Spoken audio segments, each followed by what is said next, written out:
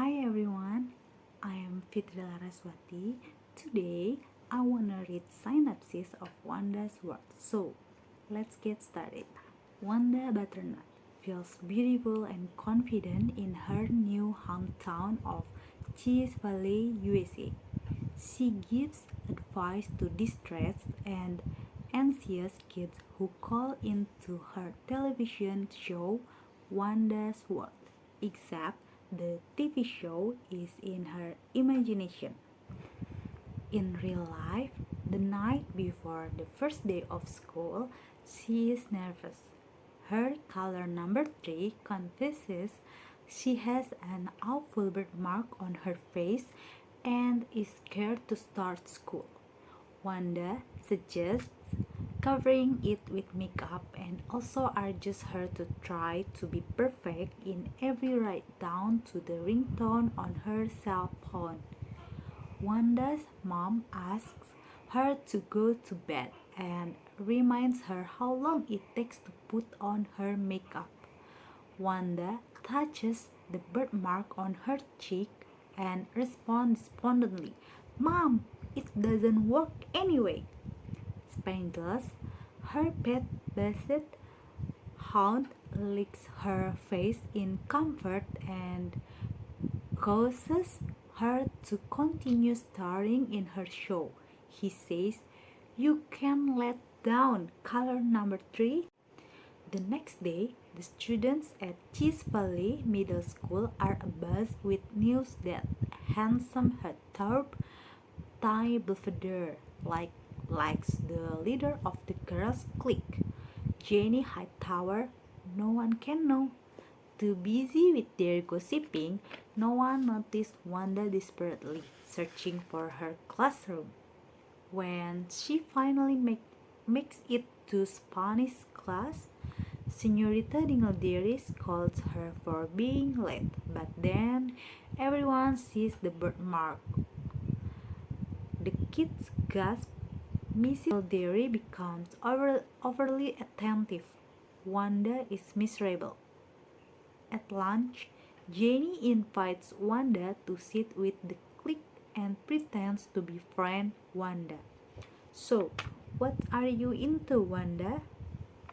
Flattered, Wanda says she is interested in becoming involved with the school TV channel. Jenny and the other girls criticize everything about Wanda and call her a freak. She is so last week. The girls go wild when adorable Ty Belvedere appears. Jenny and Ty express that it is going to be a very good year. Class bully PJ Dunbar knocks into Wanda on purpose. She drops her try and is embarrassed. A couple of weeks later, in audiovisual class, Mr. Lemmings gives Wanda the job of holding cue cards for the Cheese Valley News. She drops them too and feels she can't do anything right. On air, Cheese Valley cheer, Jenny is the host. She introduced Alison Sarmichael and Ty Belvedere. They announced their candidacies for student council president. Ty explains why he should be elected, advocating for cooler music at dance and pizza Fridays. What's not to like? After the class, PJ tells his buddies that he is sick of Ty. PJ also likes Jenny, but she won't give him the time of day. PJ decides to run for president. Also, he vows to manipulate blotches, a horrible nickname he gives Wanda to squash Ty change. Operation Shutdown. Meanwhile, Wanda's show goes awry. The fantasy colors complain as none of her advice has worked for them. She threatens to give up and cancel the show happening in her fantasy. Suddenly, a rock star appears and challenges her to go back and stand up for herself. Don't mess with me. Wanda continues to work very hard in the TV production class and begins to excel, partly due to all the practice with her imaginary TV show. Mr. Lemmings assigns her as the reporter for the big football game for school news channel 23. Jenny is furious and accuses Wanda of being the teacher's pet. The star quarterback is Ty Belvedere, and Jenny wants the interview. Nevertheless, Wanda takes her assignment seriously and covers the game away. Although nobody else notices, she sees that Ty is limping slightly during the game. Despite the injury he is trying to hide, he scores the winning touchdown and saves the day for Cheese Valley. After the game, Wanda rushes in for an interview, but Jenny blocks her way. Surprisingly, PJ helps Wanda. He suggests she go to Ty's house to get her story. Wanda balks at first, but PJ and his cronies convince her that it is a good idea. Timidly, Wanda approaches Ty in his backyard. She lets her interview him. Due to Wanda's innate skill, Ty becomes able to confide on camera. His knee is swollen and he is panicked. He fears he won't be able to continue playing sports and live up to his brother's heroic legacy. Shameful, PJ and his buddies hide in the bushes and snap photos of them. After the interview, Ty asks Wanda if she is going to vote for him for student council president. She says she isn't sure. He is shocked and asks why.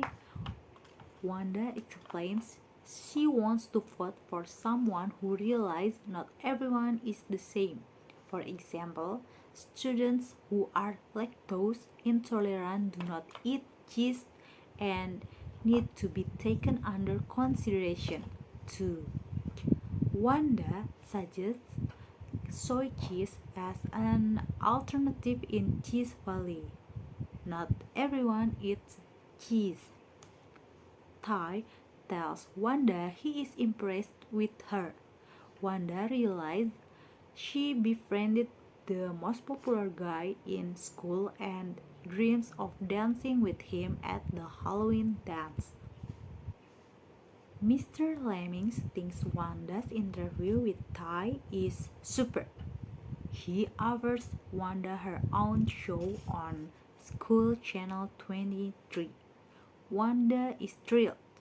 She tells him about her dream show where kids call in and talk about their problems. Ty delivers a speech the day before the elections incorporating Wanda's ideas about respecting people's difference. The student's body has never heard of soy cheese. Cheese reprise. In the bedroom, before the Halloween dance, Wanda feels inadequate and is about to chicken out of attending the dance when Senorita Dingletary emerges from one of the stalls in full flamenco costume and uses a bit of Spanish magic to encourage Wanda to go Diva Latina at the dance. Routine Halloween, PJ spikes the punch and makes Mr. Lemmings and Senorita Dingleberry tipsy. As they tango out of the gym, he tells Wanda she should ask Tai to dance because Tai is too shy to ask her. When she does, Tai hesitates.